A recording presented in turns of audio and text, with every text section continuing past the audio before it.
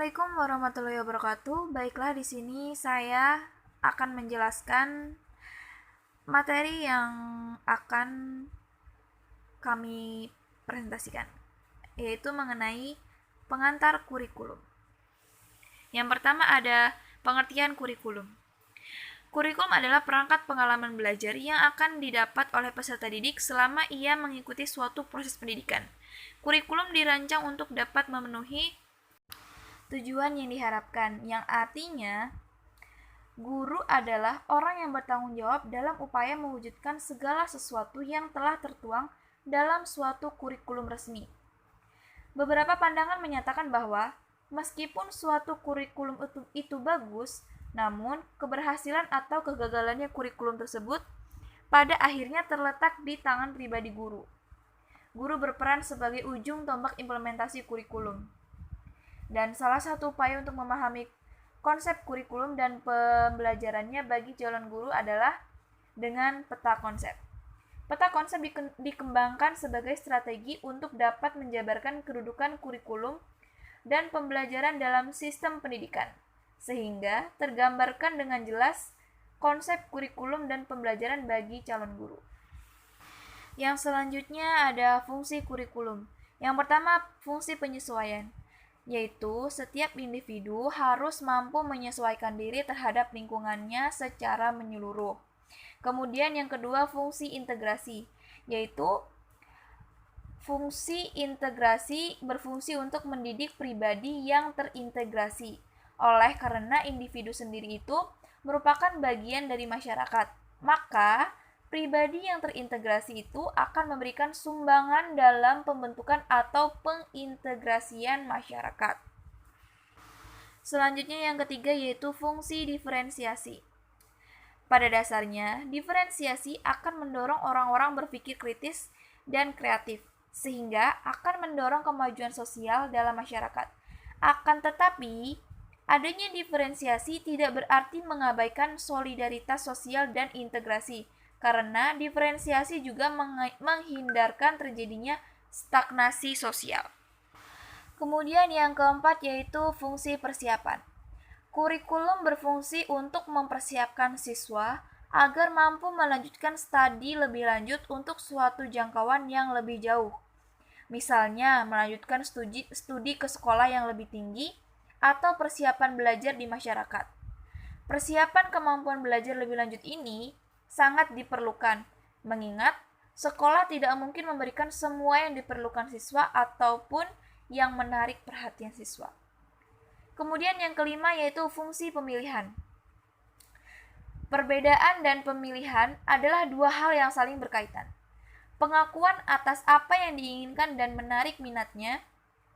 Kedua hal tersebut merupakan kebutuhan bagi masyarakat yang menganut sistem demokratis. Untuk mengembangkan berbagai kemampuan tersebut, maka kurikulum perlu disusun secara luas dan bersifat fleksibel. Kemudian yang keenam yaitu fungsi diagnostik. Salah satu pelayanan pendidikan adalah membantu dan mengarahkan siswa untuk mampu memahami dan menerima dirinya, sehingga dapat mengembangkan seluruh potensi yang dimilikinya. Hal ini dapat dilakukan jika siswa menyadari semua kelemahan dan kekuatan yang dimilikinya melalui proses eksplorasi. Selanjutnya, siswa sendiri yang memperbaiki kelemahan tersebut dan mengembangkan sendiri kekuatan yang ada. Fungsi ini merupakan fungsi diagnostik kurikulum dan akan membimbing siswa untuk dapat berkembang secara optimal. Berbagai fungsi kurikulum dilaksanakan oleh kurikulum secara keseluruhan. Fungsi-fungsi tersebut memberikan pengaruh terhadap pertumbuhan dan perkembangan siswa, sejalan dengan arah filsafat pendidikan dan tujuan pendidikan yang diharapkan oleh institusi pendidikan yang bersangkutan. Yang selanjutnya yaitu evaluasi kurikulum. Evaluasi kurikulum menurut Wharton dan Sanders adalah proses pengumpulan informasi untuk membantu pengambil keputusan dan di dalamnya terdapat perbedaan mengenai siapa yang dimaksudkan dengan pengambilan keputusan.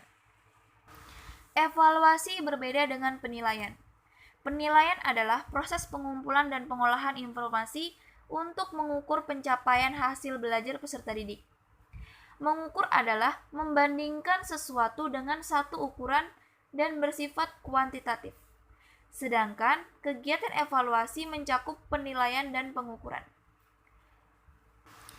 Mayer tahun 1980 halaman 67 berpendapat bahwa evaluasi sebagai suatu usaha untuk memahami apa yang terjadi dalam pelaksanaan dan dampak dari kurikulum.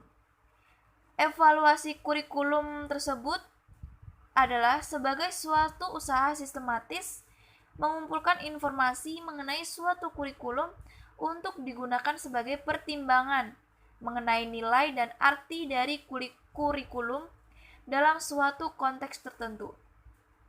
Evaluasi kurikulum dalam menentukan nilai dan arti suatu kurikulum tidak dapat dilepaskan dari konteks ruang di mana kurikulum itu dikembangkan dan dilaksanakan. Yang selanjutnya ada kurikulum pendidikan khusus. Kurikulum pendidikan khusus.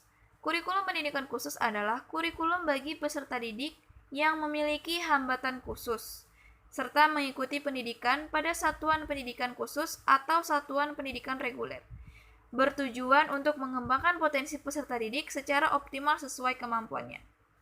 Kurikulum sebagai panduan guru dalam mengembangkan dan menetapkan materi serta melaksanakan pembelajaran. Merencanakan pembelajaran dalam bentuk pengelolaan materi. Informasi dan tugas-tugas yang mengacu pada penguasaan pengetahuan, pengertian, keterampilan, perilaku, dan nilai yang diharapkan dikuasai oleh peserta didik. Cakupan kurikulum secara umum mencakup 4 kompetensi, yaitu kompetensi aktivitas sehari-hari yang meliputi kegiatan bina diri, kemudian kegiatan kemasyarakatan, dan kegiatan rekreasi dan waktu luang. Kemudian cakupan kompetensi berinteraksi yang meliputi pengembangan citra diri, pengembangan harga diri, adaptasi perilaku sosial, pengembangan komunikasi, dan pengembangan sikap mandiri. Kemudian ada kompetensi akademik yang meliputi pengembangan kemampuan membaca, menulis, berhitung, dan bidang studi. Kemudian yang keempat yaitu untuk mengembangkan kompetensi tersebut dilakukan melalui pembelajaran berdasarkan kemampuan awal masing-masing anak. Data kemampuan awal diperoleh dari kegiatan asesmen yang meliputi keterampilan pra-akademik dan prestasi akademik, keterampilan perseptual, perkembangan kognitif, perkembangan bahasa, dan keterampilan berkomunikasi dan keterampilan personal dan sosial. Kurikulum berkembang sesuai dengan situasi, kondisi, dan perkembangan zaman. Kurikulum di sekolah bukanlah sekedar pelengkap dalam lembaga pendidikan, akan tetapi kurikulum mempunyai andil yang besar untuk menentukan kualitas dari hasil proses, yaitu dapat memberikan pengetahuan dan kecakapan hidup yang baru kepada peserta didik agar dalam kehidupannya lebih matang dan siap dalam menjalani hidup. Sekian presentasi dari kami. Apabila ada salah kata kami mohon maaf. Wassalamualaikum warahmatullahi wabarakatuh. Terima kasih.